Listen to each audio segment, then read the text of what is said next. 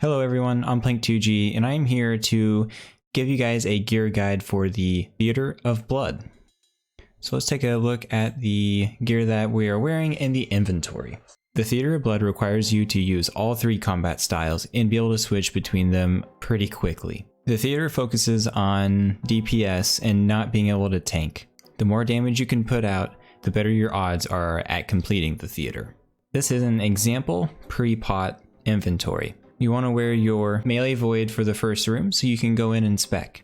I have my switches set up so that way it's only a 4-way switch. The Theater will require you to switch between melee, ranged, and magic very quickly. Elite Void is the optimal setup for beginners. Elite Void allows you to take in lots of supplies, allowing you to live through the rooms and potentially Verzik as well. You will need Elite Void. You may not use regular Void. You need the prayer bonus and the extra bonuses from Elite Void. For ranged, you need Ava's Assembler, a blowpipe with minimum rune darts, but I highly recommend dragon darts as the extra damage will prove useful. And for a mage switch, you need a Trident of the Swamp or a Sanguinesti staff, an occult, and you must have a imbued Mage Arena 2 cape. You will also need Dragon Claws or a Crystal Halberd, taking in both is preferred. You will need a special attack weapon such as the Dragon Warhammer or the Bandos Godsword, either will work.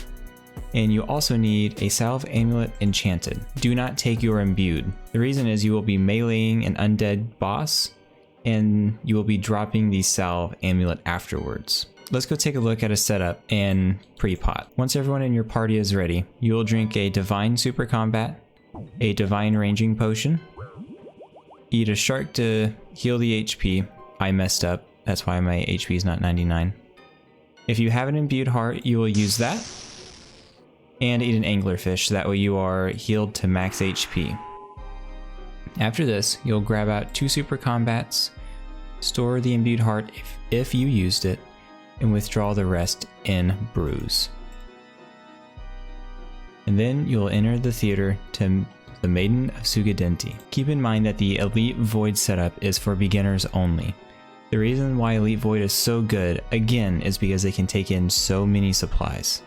It is possible to reach Verzik without even touching a dose of brew, but because beginners will mess up and they will take damage, they need the supplies to get there. This is my personal setup, and I think it's a great intermediate setup for after you can consistently get KC. I take Void Melee, Ranged, and Mage. The reasoning is that Void Range is the best to use while in the theater. Void Mage is an easy switch for the areas that require Mage, and it still allows some extra room for supplies. I still bring the Void Melee Helm so that way I can use it at night lows. This is what my pre-pot inventory looks like, and this is what my inventory looks like whenever I go into the theater. I usually freeze South 1, 2, and 4 at Maiden. I take Soul Rune so I can use Blood Barrage to tank Maiden's attacks as well. The Blood Barrage also helps at Nilos if you mage, so that way you can heal off the Nilos as well. The inventories that I showed you are a great starting place. Just a side note, please make sure that you're on the correct spellbook before entering the theater.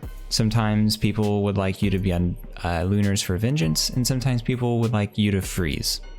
So just make sure that you're aware of your role and make sure that you have the correct runes in spellbook. Follow me on Twitter. My handle is Plank2G.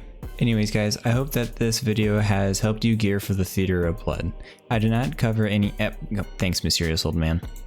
I did not cover any mechanics, and I will do that in future videos. Thank you so much for watching.